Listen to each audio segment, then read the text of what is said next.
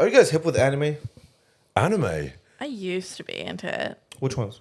Oh my god, I used to be really into Alchemist. Yeah. Like, oh my god, I can't even and well, Maid Sama. Yeah. And just like a bunch of really like niche. It was like when I was a teen, I was Sure. like really into it. Yeah. Partially because my brother always shamed me for it, so it was like I just like was really into it. Does Pokemon count?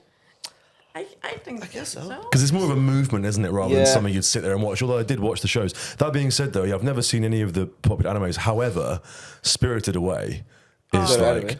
yeah, bro, Yeah. it's like one of my favorite films of all time. It's you never seen it, Abdul? No. Bro, it's like, correct me if I'm wrong, Mel, but wasn't it the only animated film to ever win the Oscar for Best Picture? Oh shit. I'm pretty sure. It's yeah. I've never heard of it, which is insane. Do you like anime? Like I've watched Yu-Gi-Oh. I don't know if that counts. Oh, well, okay, right, my bad. I Yeah. thought you were going to say that you're really into anime, right? In No, which no. case, fair enough. Oh yeah, sorry, Right, sorry. it's like, bro, it's like the Lionel Messi of anime. Yeah, like, it's fair, literally the film. Yeah, fair enough.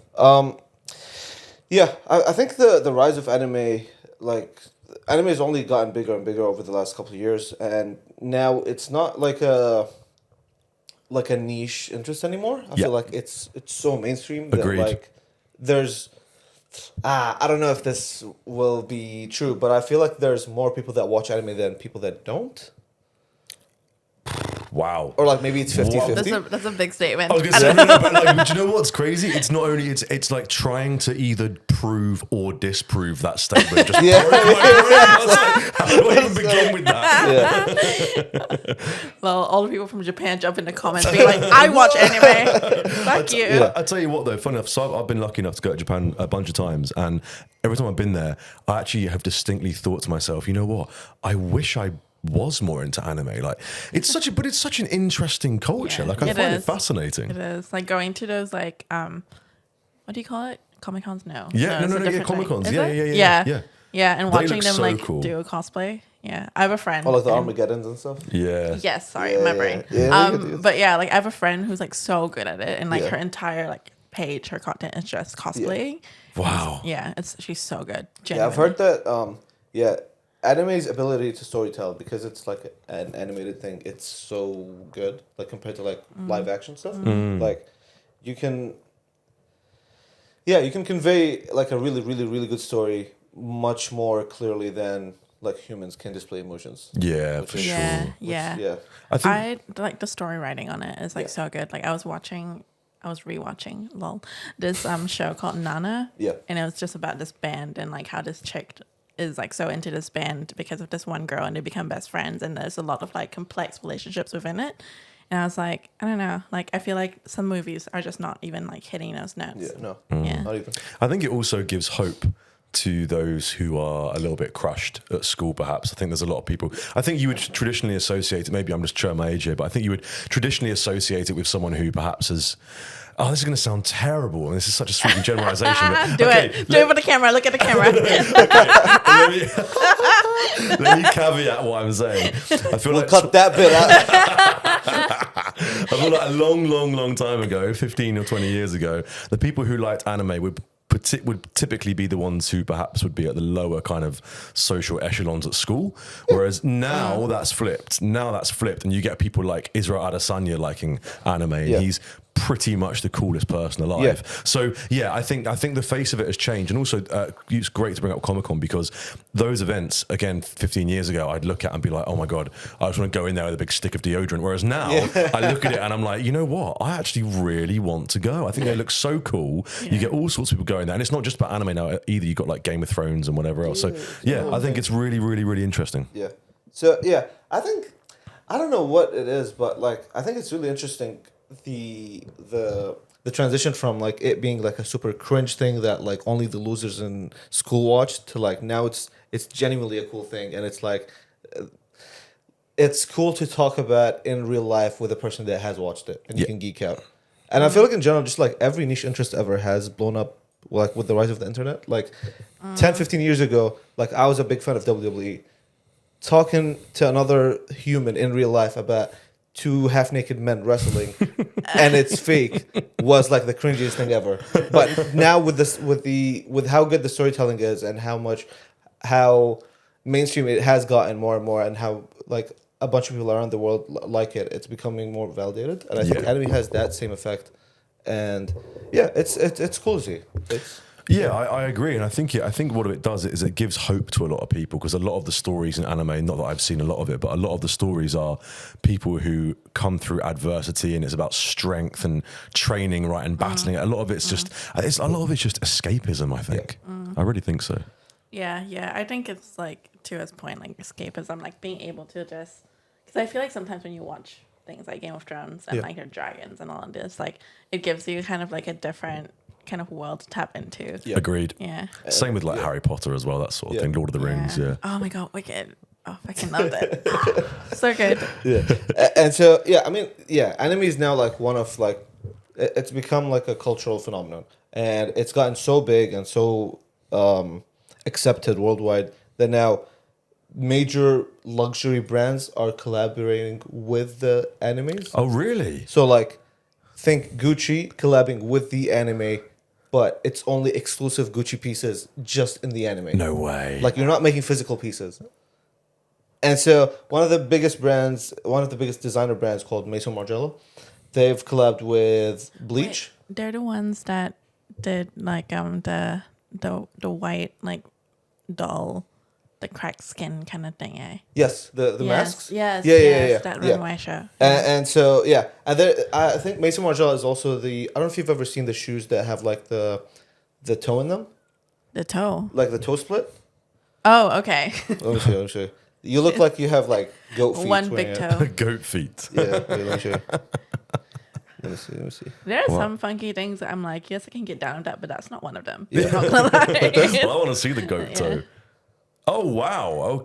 Okay. Yeah, and these are like It's like a special room for your toe. Yeah. like, Yeah, that looks. these yeah, are wow. so big though. You'd like be surprised about how much like they're loved in like the fashion. Oh like- really? Yeah, really. But do love. they not unevenly separate your toes though? Like, Yeah, but they're all- like it's only your big toe and then your last. Oh, okay. Fair Yeah. enough. Wow. But yeah, so Maison Margiela collabed with Bleach, the anime, and they came out with a bunch of illustrations and a bunch of Maison Margiela pieces that the main protagonist can wear inside the show. Wow. And so, like, just to give you like a context of what like they look. Oh my gosh. So this is the wow. character, and everything she has on is Maison Margiela. That looks pretty cool. Yeah, Oh wow. yeah. And so, like, bro, it just goes to show you, like, Maison Margiela is a purely legacy brand that's been around for like over 100 years, and the fact that they're collabing with an anime that's not even 10 years old is just shows you how big anime has gone. Yeah. Agreed. And yeah, I mean, I think it's these collaborations that really cement like the validity of anime in history. Like anime is big, yes, because it has a big community now. But like the second you start having these collaborations, these doors that open for you, it's like, okay, now you're really in the big leagues. I find the move towards like collaborating with how do I phrase this? Like AI influencers, for example. Yeah. Like towards these like creators or like figures that are not like really Yeah. interesting. Yeah. I think that's such an interesting move by Mason. I'm not gonna lie. Like I Yeah. think it's like so interesting how like I feel like we have a wave of like these legacy brands just kind of like trying to show up in unexpected ways. Yeah. And that's definitely one of them. I totally agree. The unexpected ways is a huge thing, and there's I don't know if you guys would have seen this. This guy from the UK, Francis Bourgeois, he does train spotting. You know, he's got like 1.5 million on whatever. Yeah. And Gucci will just like, you like train spot. He's like a nerdy little cute little geeky guy, and they just brought him to a show in Milan, and then suddenly everyone on that page is like, "Damn, Gucci, that's pretty cool." Yeah. So you're totally right, Mel. You've hit exactly on the point. They show up in unexpected places, and suddenly they take something just seemingly normal and they legitimize the heck out of it. Yeah. And I like it. I think it's a really smart move. I forget what luxury brand it is. I think it's Alexander McQueen, maybe. But there's this luxury brand that like would collab, like just recently would collab with a bunch of TikTokers. Do you know who it is? Oh. Go on.